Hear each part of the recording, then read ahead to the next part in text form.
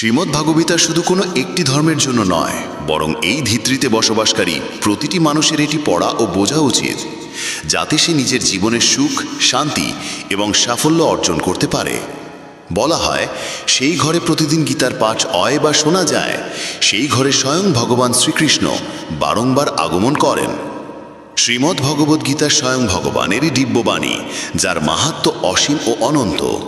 গীতায় আছে মোট 18টি অধ্যায় ও 700টি শ্লোক, যা প্রত্যেক মানুষের পক্ষে পড়ে ফেলা একটু কঠিন।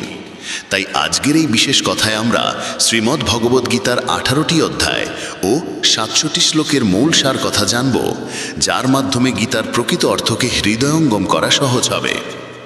এই ভাবনাগুলো প্রতিদিন রাতে শোবার আগে শুনলে জীবনের প্রতি এক গভীর উপলব্ধি তৈরি হবে।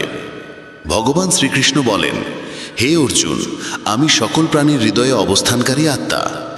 সমস্ত জীবনের আদিও আমি, মধ্যও আমি এবং শেষও আমি। আমি সূর্য, আমি বেদসমূহের মধ্যে সামবেদ, দেবতাদের মধ্যে ইন্দ্র, ইন্দ্রিয়গুলির মধ্যে মন, সৃষ্টিকর্তাদের মধ্যে ব্রহ্মা, পালনকর্তা রূপে বিষ্ণু, বিনাশকারী রূপে মহেশ। জলাধারগুলির মধ্যে আমি সাগর, পর্বতদের মধ্যে আমি হিমালয়। এই সমগ্র বিশ্বে যা কিছু তুমি দেখতে পাও, সবই আমি।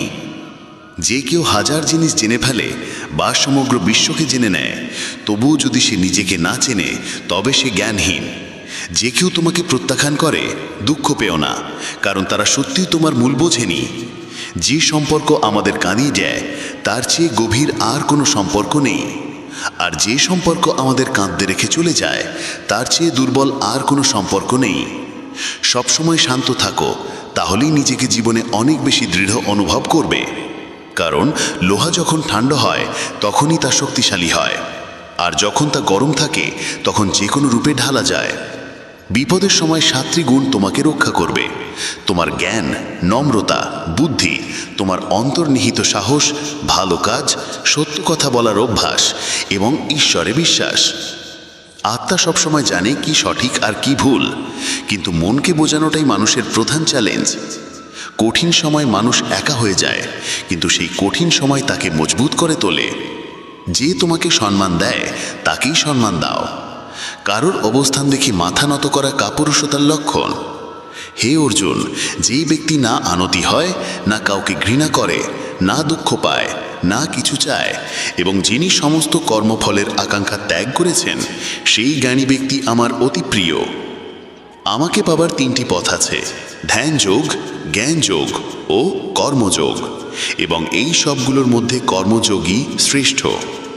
যদি কাউকে বিশ্বাস করতে চাও, তাহলে তার কথায় নয়, তার কাজের মধ্যে তাকাও। রাগের মুহূর্তে একটু থেমে যাওয়া আর ভুলের সময় একটু নত হওয়া, এই 2 অভ্যাস জীবনের অনেক জটিলতাকে সহজ করে তোলে। ভগবান শ্রীকৃষ্ণ বলেন, যে ব্যক্তি আমাকে সত্যরূপে চিনে ফেলে, সে জন্ম মৃত্যুর বন্ধন থেকে মুক্ত হয়ে যায়। যে গীতা পড়ে ও তার উপদেশ অনুযায়ী চলে, তার সমস্ত পাপের প্রভাব বিনষ্ট হয়ে যায়। যা ভাগ্যে লেখা আছে তা দৌড়ে এসে উপস্থিত হয়, আর যা ভাগ্যে নেই তা এসেও চলে যায়। যেমন হাওয়ার জাপটটা নৌকাকে ভাসিয়ে দেয়, তেমনি মানুষের আকাঙ্ক্ষা তার বুদ্ধিকে বিভ্রান্ত করে। একজন জ্ঞানী ব্যক্তি সেই যে অন্যের গুণাবলী দেখে তার থেকে শিক্ষা গ্রহণ করে, তুলনা বা ঈর্ষা নয়। অস্ত্র কেবল শরীরকে আঘাত করতে পারে, কিন্তু শব্দ আত্মাকেও আহত করতে পারে। যে মানুষ নিজেকে পরমাত্মা থেকে পৃথক ভাবে না এবং শরীরকে নিজের বলে মনে করে না, সে চিরতরে জন্ম মৃত্যুর বন্ধন থেকে মুক্ত হয়। যারা আধ্যাত্মিক চেতনার শিখরে পৌঁছে গেছেন, তাদের পথই নিঃস্বার্থ কর্মের পথ। আর যারা ভগবানের সঙ্গে যুক্ত হয়ে গেছেন, তাদের পথ স্থিতিশীলতা ও শান্তিতে ভরা। মানব কল্যাণী শ্রীমদ্ভগবদ্গীতার মুখ্য উদ্দেশ্য, তাই মানুষকে উচিত তার কর্তব্য পালনের সময় মানবতার কল্যাণকে সর্বাগ্রে স্থান দেওয়া। শ্রীকৃষ্ণ বলেন, যারা তোমার পাশে থাকে তাদের পাশে থাকো, আর যারা তোমাকে প্রতারণা করে তাদের পরিত্যাগ করো। যেখানে তোমার সম্মান হয় না, সেখানে কখনোই ফিরে যেও না, কারণ সেখানে মানুষ তোমাকে দুর্বল ও নিবোধ ভাববে। যেখানে বৃষ্টি হয় না, সেখানকার ফসল যেমন শুকিয়ে যায়, তেমনি যেখানে সংসার না থাকে, সেখানে পরবর্তী প্রজন্মও বিনষ্ট হয়ে পড়ে।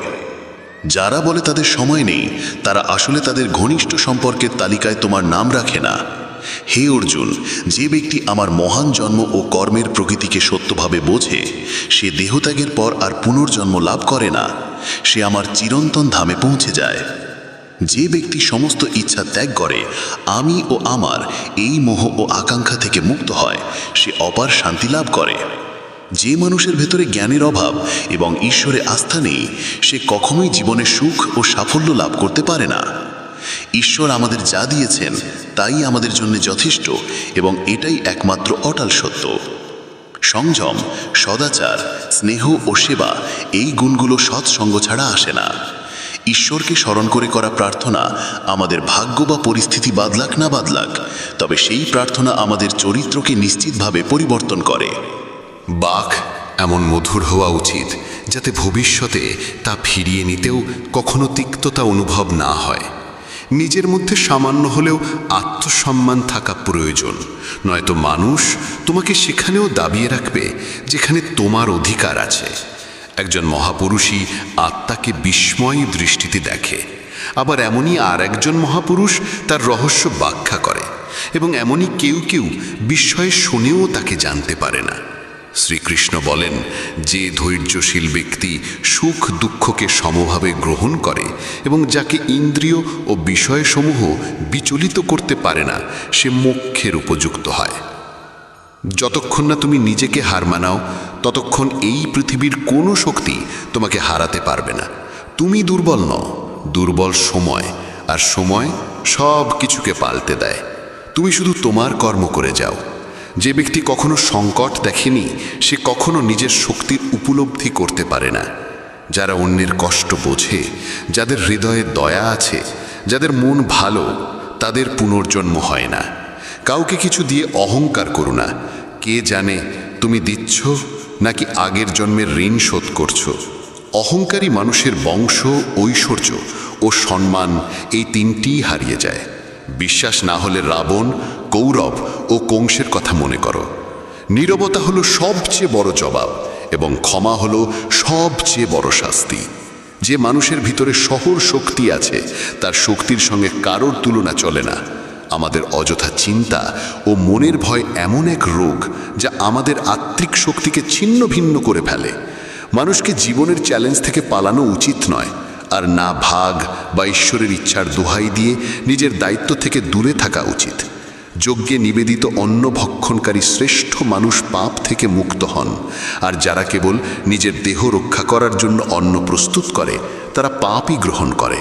অর্থাৎ যারা ঈশ্বরকে স্মরণ না করে শুধুমাত্র বেঁচে থাকার তাগিদে দিন কাটায়, তাদের চোর বলেই গণ্য করা উচিত।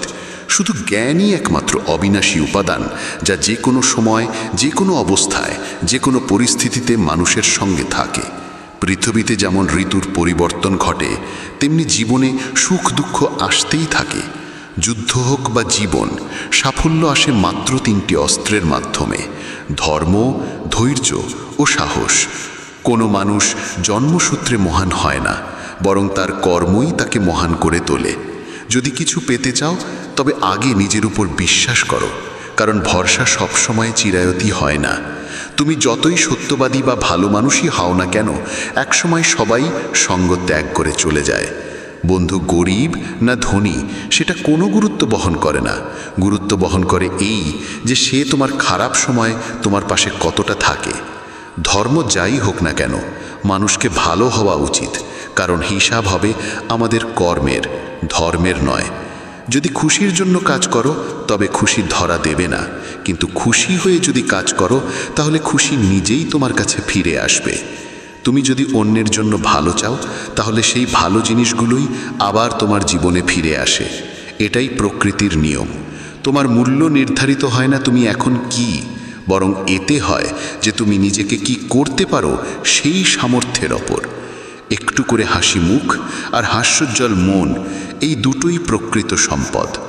যে সময় তোমাকে অপেক্ষা করাচ্ছে, সেই সময় একদিন এমনভাবে ফিরবে যে তুমি সামলে উঠতে পারবে না।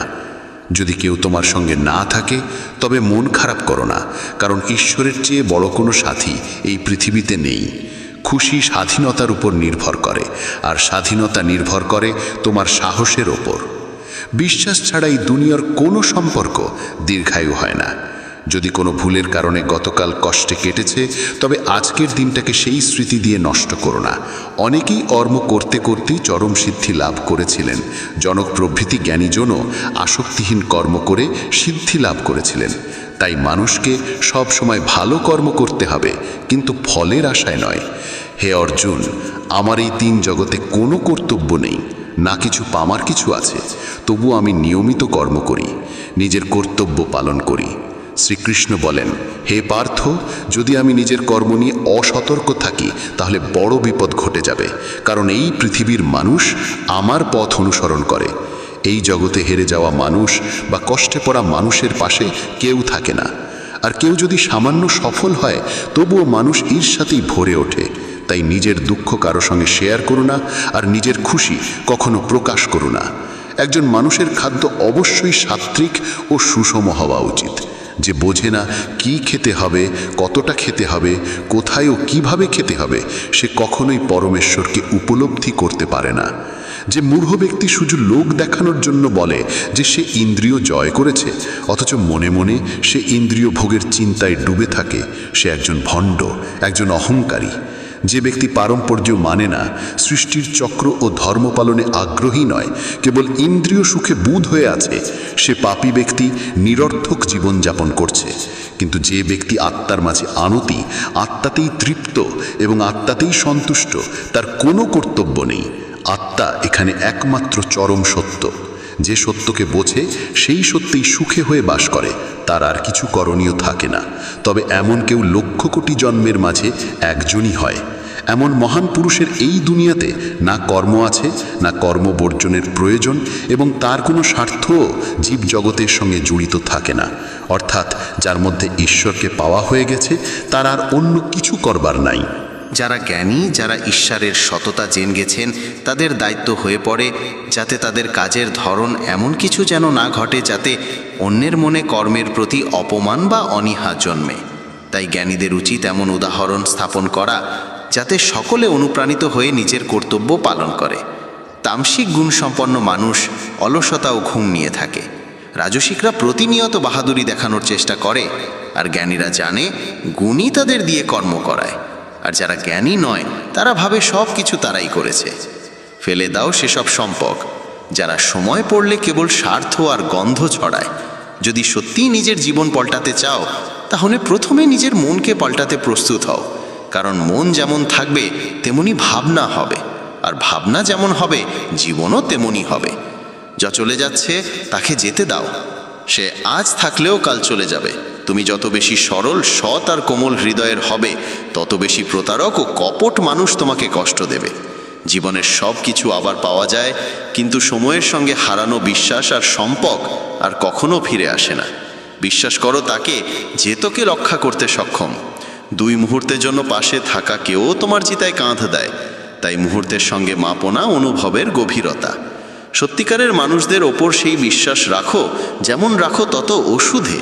স্বাদে ভালো না হলেও শরীরের জন্য তা উপকারী। যেসব মানুষ তোমার ঘনিষ্ঠতাকে স্থান দেয়নি, তাদের থেকে দূরত্বই শ্রেয়। বড় সেই ব্যক্তি যা ছোটদের ব্যথা বোঝে। কে কি করছে, কেন করছে, কিভাবে করছে, এই সব থেকে যতটা নিজেকে দূরে রাখবে, ততটাই সুখী থাকবে। প্রতিটি সম্পর্কের সীমা থাকে, কিন্তু আত্মসম্মানের পক্ষে কোনো সম্পর্কই টিকিয়ে রাখা উচিত নয়। ভরের ঘুম মানুষের সংকল্প দুর্বল করে দেয়, আর যারা লক্ষ্য পায় তারা কখনো দেরি করে না। সাহায্য এমনই এক বিষয়, করে দিলে মানুষ ভুলে যায়, আর না করলে আজীবন মনে রাখে। মানুষ সবসময় দুজনের কাছে হেরে যায়, একজন নিজের পরিবারের কাছে, আর অন্যজন নিজের পছন্দের মানুষের কাছে। মূঢ় মানুষ কেবল নিজের ক্ষতি করে না, বরং যে তাকে সাহায্য করে তারও ক্ষতি ডেকে আনে। নিজের জীবনে এতটাই ব্যস্ত হয়ে ওঠো যাতে আফসোস, কষ্ট, ঘৃণা আর ভয়ের কোনো ঠাঁই না থাকে। তোমার জীবনে এত ব্যস্ত হয়ে ওঠো যে দুঃখ, ঘৃণা কিংবা অনুশোচনার জন্য সময় না বাঁচে। কেউ যদি তোমার ওপর থেকে বিশ্বাস সরিয়ে নেয়, তবুও তাকে ধন্যবাদ দাও, কারণ সে তোমাকে শিখিয়ে দেয় যে কাকে বিশ্বাস করা উচিত তা বুঝে শুনে সিদ্ধান্ত নেওয়া প্রয়োজন। জীবনে যদি সত্যি সুখ আর শান্তি চাই, তাহলে সমস্যাগুলোকে কিংবা সমালোচনাগুলোকে কখনো নিজের ওপর প্রাধান্য নিতে দিও না। জন্মসূত্রে পাওয়ার সম্পর্ক প্রকৃতির দান, কিন্তু যেগুলো তুমি নিজে গড়ে তুলেছ সেগুলো তোমার জীবনের আসল সম্পদ। সেগুলোকে যত্নে রাখো, কারো গুণ কিংবা দোষ বিচার করার আগে নিজের দৃষ্টিভঙ্গিকে স্বচ্ছ ও নিরপেক্ষ করো। নিজের দুর্বলতা কাউকে বলো না, কারণ অধিকাংশ মানুষ সেই দুর্বলতার সুযোগ নিয়ে তোমাকে কষ্ট দেবে। জীবনে দুজন মানুষকে কখনো ভুলে যেও না, একজন যে তোমাকে কষ্ট দিয়েছে আর একজন যে কষ্টের সময় তোমার পাশে থেকেছে। ভগবান শ্রীকৃষ্ণ বলেন, হে প্রিয়, মন ছোট করো না। যেখানে তোমার আপনজন মুখ ফিরিয়ে নেবে সেখানে আমি নিজে তোমার পাশে থাকব। আর কখনো কারোর সামনে এতটা নত হয়েও না যাতে সে তোমাকে দুর্বল ভাবতে শুরু করে। মানুষ তোমার কদর তখনই করবে যখন তুমি তাদের মতোই উপেক্ষা করতে শিখবে। প্রদীপের জীবন শ্রদ্ধার পাত্র এই জন্য নয় যে সে জ্বলে, বরং এই জন্য যে সে নিজে পুড়ে অন্যের জন্য আলো দেয়, কিন্তু অন্যের আলো দেখে জ্বলে না। সফলতা আর ব্যর্থতা দুটোই জীবনের অংশ এবং কোনোটাই স্থায়ী নয়। জীবনের অর্ধেক অভিযোগ দূর হয়ে যাবে যদি মানুষ একে অপরের পেছনে না বলে, বরং একে অপরের সঙ্গে কথা বলা শিখে যায়। বিশ্বাস এমনভাবে করো যাতে কেউ প্রতারণা করতে গিয়ে নিজেই অপরাধ বোধে ভুগে, আর ভালোবাসো এমনভাবে যাতে তার মনে চিরকাল তোমাকে হারিয়ে ফেলার একটা ভয় বেঁচে থাকে। তুমি যদি 4টে বেদের অর্থ নাও জানো সমস্যা নেই, কিন্তু যদি বুঝে ফেলো কি হলো বুদ্ধিমত্তা, দায়িত্ববোধ, বিশ্বস্ততা আর সততা, তাহলেই জীবন সফল হয়ে যায়। সমবোধে প্রতিষ্ঠিত এক ব্যক্তি এই জগতেই পূর্ণ আর পাপ উভয়কেই ত্যাগ করে। যখন তোমার বুদ্ধি মোহরূপ কাদা থেকে মুক্ত হবে, তখন তুমি শুনে আসা আর সামনে থাকা সব ভোগের বিষয়েই বৈরাগ্য লাভ করবে। হে অর্জুন, যখন একজন মানুষ নিজের অন্তরের সব কামনা বাসনা ত্যাগ করে কেবল নিজের আত্মার মধ্যে তৃপ্ত থাকে, তখন তাকেই বলা হয় স্থিতপ্রজ্ঞ। যে ব্যক্তি দুঃখে বিচলিত হয় না, সুখে লাভে পড়ে না, যার ভয় রাগ আসক্তি দূর হয়েছে, তাকে বলা হয় স্থিতধীর ঋষি। যেমন কচ্ছপ নিজের অঙ্গ প্রত্যাহার করে, তেমনি যে ব্যক্তি ইন্দ্রিয় গুচ্ছকে সমস্ত বিষয় থেকে সরিয়ে নিতে পারে, সেই প্রকৃত স্থিত বুদ্ধি। তুমি যদি বুঝে ফেলো কখন, কোথায় আর কাকে কতটুকু বলতে হয়, তবে বুঝবে জীবন সার্থক হয়ে গেছে। শ্রীকৃষ্ণ বলেন, জীবনে কখনো সুযোগ আসলে কারো জন্য সারথি হয়ে ওঠো, স্বার্থপর নয়। ধর্মে পূর্ণ হৃদয় ধর্মের পথ দেখায়, আর অধর্মে পূর্ণ হৃদয় শুধুমাত্র অন্ধকারের পথ। মানুষ কখনো ঈশ্বরে বিশ্বাস না করার জন্য দুঃখী নয়, সে দুঃখী কারণ সে ঈশ্বরের কথা শোনে না। সব কিছুই ঠিক সময়ে আসে, কিন্তু সময়ের আগে যা চাওয়া সেটাই দুঃখের মূল। কারো প্রতি নিঃস্বার্থ ভালোবাসা মানে পবিত্রতা আর পরম সত্যের অনুভব।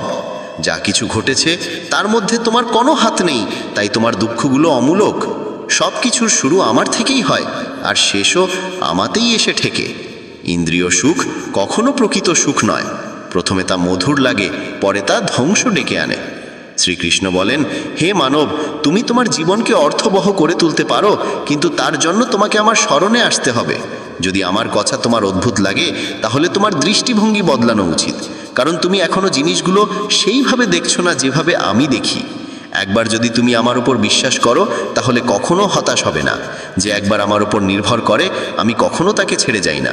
যে আমার ভক্তদের সঙ্গে প্রতারণা করে, আমি তার সবচেয়ে বড় শত্রু হয়ে উঠি। যদি কেউ আমার এক ভক্তকে একবারও প্রতারিত করে, আমি জন্ম জন্মান্তরেও তাকে ক্ষমা করি না। আমি প্রতিটি হৃদয়কে মন্দিরের মতো দেখি। যে হৃদয় যত বেশি পবিত্র, আমি সেখানে তত বেশি অবস্থান করি। ভগবান বলেন, এই দুনিয়ায় সবাইকে ভালোবাসো, কিন্তু পূর্ণ বিশ্বাস কেবল ঈশ্বরের ওপর রাখো। যদি কাউকে বিশ্বাস করতে চাও, তা হোক একমাত্র পরমাত্মার ওপর। যখন তুমি যাত্রা শুরু করবে, তখন প্রাথমিকভাবে ব্যর্থতাও আসতে পারে, কখনো পড়েও যেতে হবে, কিন্তু এর মানে এই নয় যে তুমি পথ ছেড়ে দেবে। একদিন আসবে যখন তুমি পূর্ণতা লাভ করবে আর তোমার সমস্ত কাজ সফল হবে। এই পথে আমি তোমার পাশে থাকব, তোমার ছোট বড় সব কাজে তোমার সঙ্গী হব। যা তোমার অন্তর চায় তাই করো, কিন্তু বিনয় ও সরলতার সঙ্গে, অহংকার নিয়ে নয়। এই ধরায় জন্ম নেবার পর মানুষের প্রধান উদ্দেশ্য হওয়া উচিত মুক্তি লাভ করা। কেবল সেই মানুষ মুক্ত হতে পারে যে নিজের কর্মে দৃঢ় প্রতিজ্ঞ এবং সুখ আর দুঃখকে সমভাবে গ্রহণ করতে পারে। যে ব্যক্তি নিজের আত্মার কণ্ঠ শুনতে পারে, সে আমার সঙ্গে কথা বলতেও পারে, আমাকে দেখতে পর্যন্ত পারে। যে ব্যক্তি আমাকে প্রতিটি বস্তুতে দেখে আর আমার উপস্থিতি অনুভব করতে পারে, সেই আমার প্রকৃত ভক্ত। আর এমন ভক্তদের প্রতি আমার গভীর ভালোবাসা। বন্ধুরা, আজকের এই কথোপকথনে শুধু এটুকুই। আমি আশা করি এই কথাগুলো তোমার হৃদয়ে এক গভীর উপলব্ধি সৃষ্টি করবে। যদি ভালো লেগে থাকে তাহলে ভিডিওটিকে লাইক ও শেয়ার করো এবং কমেন্টে লিখতে ভুলো না, জয় শ্রী রাধে কৃষ্ণ। এমনই আরও জ্ঞানগর্ভ ও অনুপ্রেরণামূলক ভিডিও পেতে আমাদের ইউটিউব চ্যানেল সাবস্ক্রাইব করে পাশে থাকা ঘন্টি টিপে দাও। ভগবান শ্রীকৃষ্ণ যত তোমাকে সর্বদা আনন্দে রাখেন। নিজেকে ভালো রেখো। জয় শ্রী রাধে কৃষ্ণ।